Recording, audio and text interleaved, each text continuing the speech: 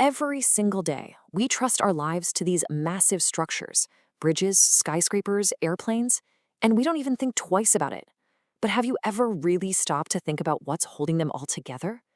We're about to pull back the curtain on the invisible forces and the hidden math that keeps our world from, well, falling apart. Okay, let's just dive right in with a perfect example. Take a look at this. It's a pin support for a massive bridge. Now, it might not look like much, but this little piece of engineering is a critical connection point, and it's dealing with absolutely enormous forces. We bet our lives on things like this every single day.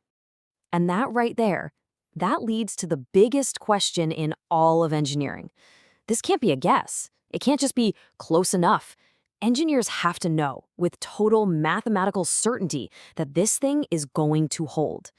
So, how in the world do they figure that out? So, to crack this mystery, we first have to learn how to see the invisible. We need to understand the clues that materials give us when they're under a ton of pressure.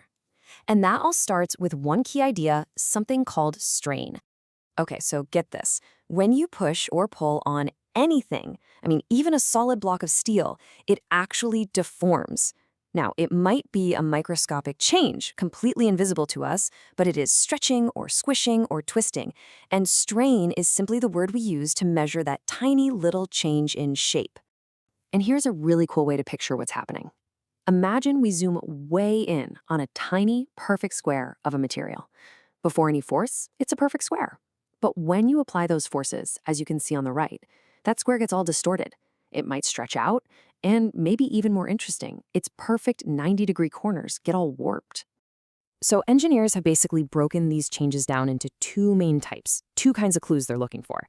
The first one is called normal strain, and that's just measuring the stretching or squishing.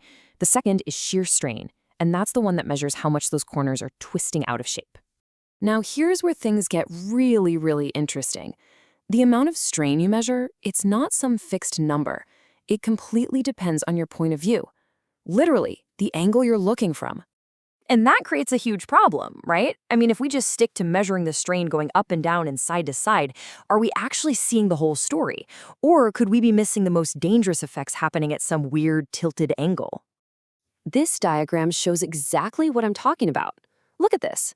A simple horizontal stretch doesn't just pull the material sideways. Look at that diagonal line. The horizontal stretch is also causing that diagonal to get longer. The effect just ripples through the entire thing. And guess what? It's not just the horizontal pull. A vertical stretch does the exact same thing. It also adds to the length of that same diagonal line. So now you've got two different things both contributing to the strain along this one tilted direction.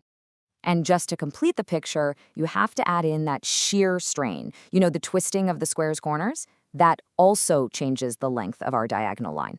So you've got three different effects: the horizontal pull, the vertical pull, and the corner twisting, all piling up and affecting what's happening along this one diagonal. Okay, so here's the big takeaway from all this. You can't just look at these effects one by one. If you want to know what's really going on at any random angle, you need a way to combine all three of those effects, the horizontal stretch, the vertical stretch, and the shear, into one single calculation. And this, my friends, is where the real detective work comes in.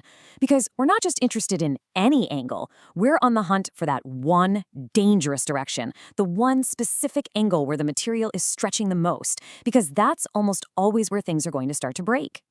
And this is the tool that lets them do it, the strain transformation equations. Now, don't get hung up on the math here. Just think of these equations like a powerful camera lens. They let an engineer mathematically rotate their point of view to see what's happening at any angle they want, all without ever having to make a physical measurement.